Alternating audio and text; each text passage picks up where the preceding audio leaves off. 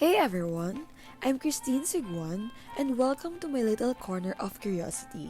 If you've ever wondered why research feels like this endless maze of numbers, papers, and theories, or maybe even questioned its point, I get you.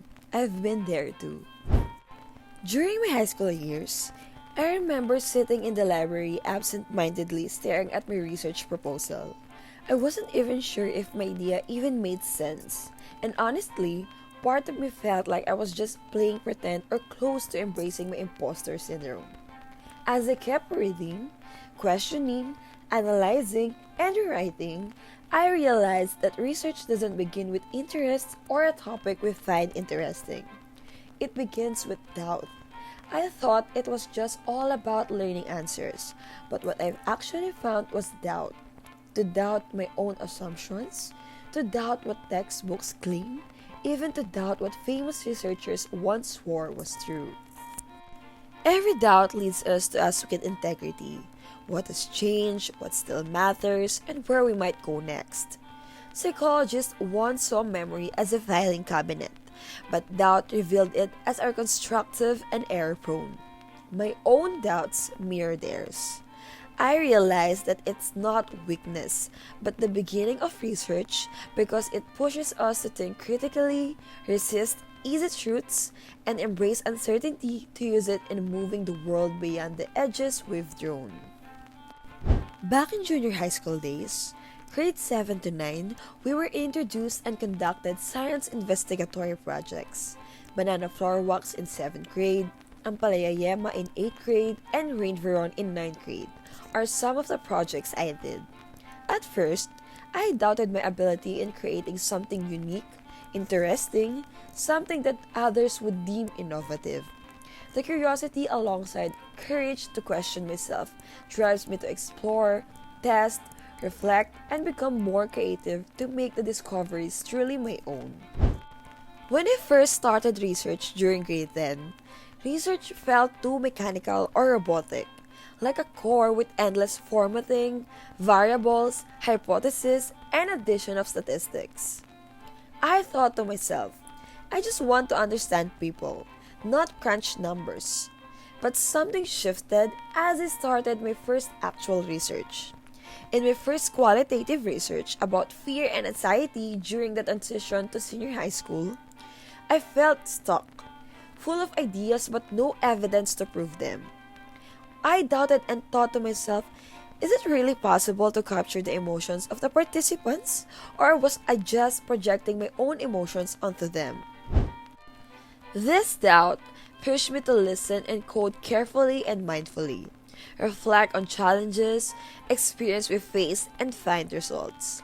This also made me realize that doubt isn't just essential in making research feasible. It also keeps the empathy alive as it guides me to effectively connect to and honor people's experiences, remain humble as a learner, and train us in becoming neutral, sensitive, probing, and ethical researchers. With all this, I realized that research wasn't my enemy but a lifeline. It gave me a structure and turned my random curious thoughts into something testable, falsifiable, shareable, and real. These doubts also gave me a sense of fulfillment and the initiative to explore and think what nobody else has thought yet. While research becomes a medium, daring to show it to the world and bring a meaningful change. This change became possible when these questions multiplied and doubts became a guide and a reminder to design the interviews, utilize the right statistical tools, interpret carefully, and consider ethical implications. This change didn't happen overnight. It was a process guided by leads. It isn't all about finding ultimate answers instantly. It's all about listening to what matters and what must be changed through asking better questions and getting better leads to make this goal possible. During another qualitative research in my grade 12 years, I designed an interview and spent weeks understanding the participants' point of view about stress due to sudden switch from traditional setup to online class due to pandemic. I remember one student saying that sometimes they feel like their brain just shut down. But I can't stop thinking about everything at once. which gave me insight into the human experience, something numbers could never fully capture. What struck me the most was how messy and unpredictable research can be. You can never fully control it, yet the richest learning happens in that unpredictability. It also taught me to be patient, empathetic, and the quiet skill of subtle art of interpreting meaning beyond the surface. I'll never forget my first research and statistics class during my second year in psychology. This was the time we were analyzing data from an experimental study about the effect of lo-fi music in a person's reading ability. I was excited and into it, not until I realized my results didn't match what the textbook showed should happen. But then, I realized results don't always fit the expectations. It taught me to step away from the comfort of conformity and force the results to push the outcome into the version I hoped for. Through my experience in doing research for several years, I noticed how easily I wanted to prove my hypothesis right, but doubt slowed me down. It saved me from simply reporting what I wanted to see. The doubt I was feeling was constantly whispering that I should look deeper, think outside of the box of several whys, hows, and whens behind those results when my methods didn't work, rather than giving up as well as to discover my own mishaps and bridge my way to exploring the truth. I learned that proving hypotheses or getting desired results isn't just the only way for research to make sense. It's still possible even with a null hypothesis or unexpected results. Every unexpected event like misplacing data or realizing that my hypothesis didn't turn out significant humbled me. But that doesn't mean I failed. It just shows the reality that real life is more complicated than our assumptions. In real life, learning to accept that things won't always turn out the way we expected still makes sense. It's that often where real lessons that help us grow come from. Looking back, I realized that research isn't limited to curiosity. It has also personally embedded the importance of responsibility that I always need to uphold. One thing that made me pause and reflect is seeing how other students convince themselves that they can wear two hats: to become independent while being tied to the pressures of funding, and publish or perish culture, which can pressure and tempt researchers in exaggerating and tweaking results or chase positive findings only.